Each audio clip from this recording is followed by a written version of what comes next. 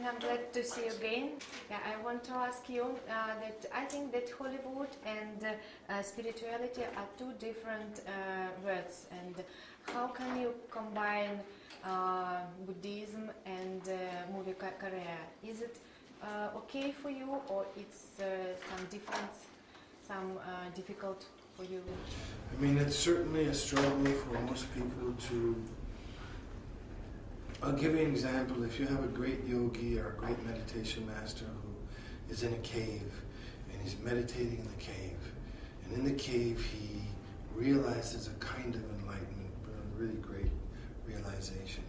As soon as he leaves the cave and goes down into the city and goes into Hollywood, it's very difficult to maintain that level of realization or enlightenment.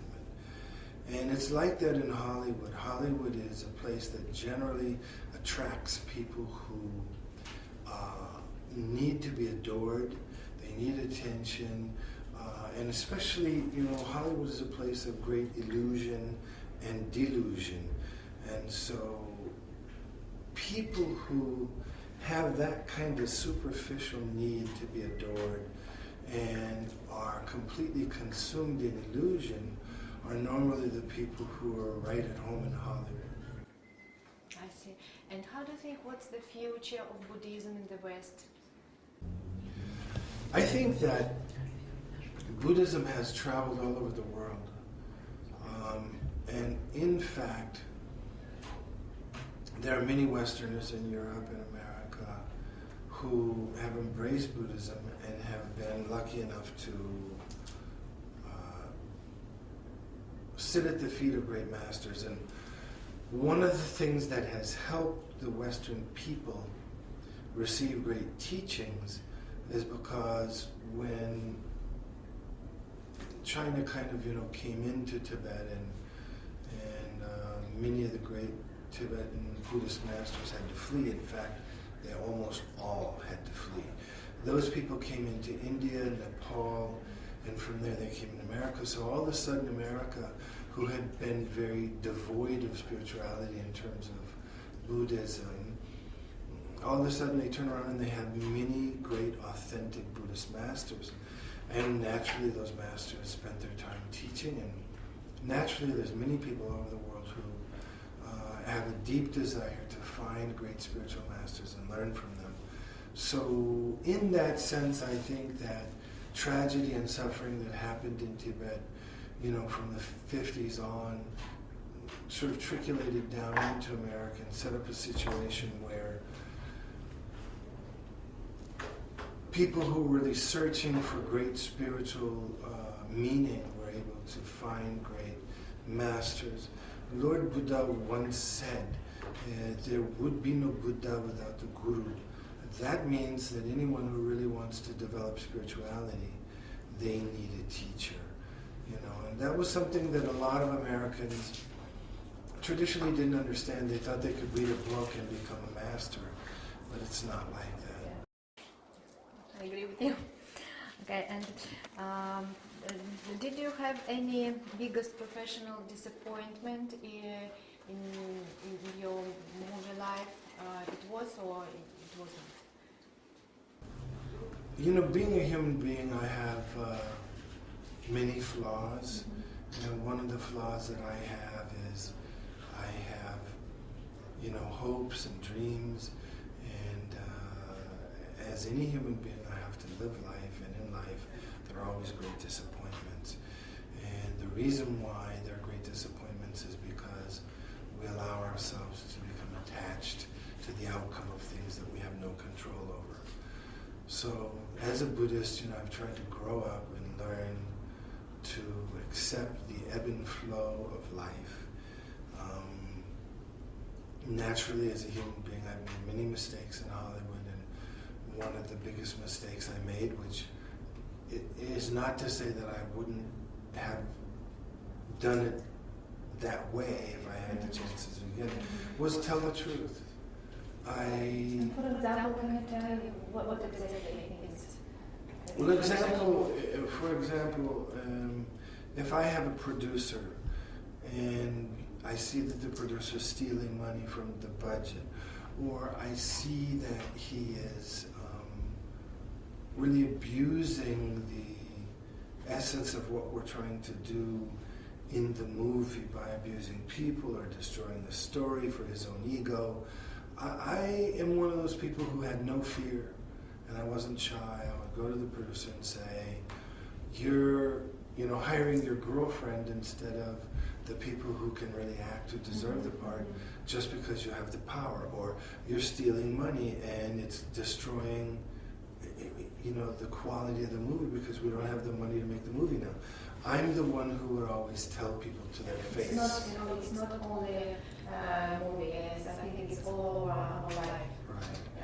But most actors don't do that, and the actors who don't do that are still everyone's darling in Hollywood. I'm not everyone's darling in Hollywood.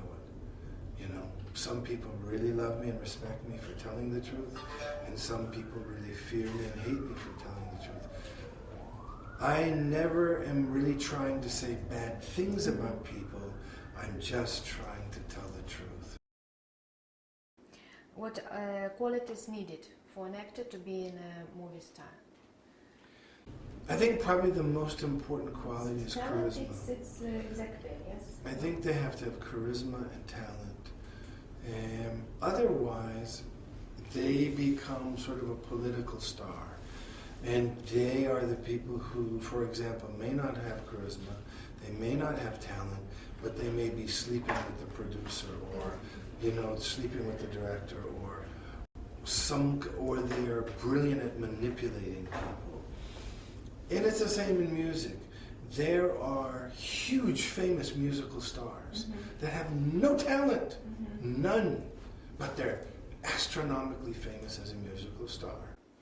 And did you fond of music from your childhood? Yes. Yeah, from childhood. Yes, I've been playing music from childhood. It's thanks for your parents, or it's how it's happened? It's thanks to my neighborhood. Yeah. Growing up with these old black legends and these musicians and sitting on the porch and learning from the real masters. I never had to learn from a record. I got to learn from the real people. Yeah. And so I started doing movies in 1985. I started playing music in the 50s. So think about it. You said that it looked like professional. When you did it, when the first time you go by stage to do this? As a young boy, I was playing kind of, what we could almost call the Chitlin circuit, because I got together with these old blues guys, some of them legends and some of them better than the legends that just played because they wanted to play. And I was playing bars and nightclubs and juke joints. As a young boy, lying about my age, I would say I'm 18 and I'm really 14, and so I was playing on stages and bars and juke joints as an early young teenager. I think it's many stars begin from this one again. Of course. Yeah.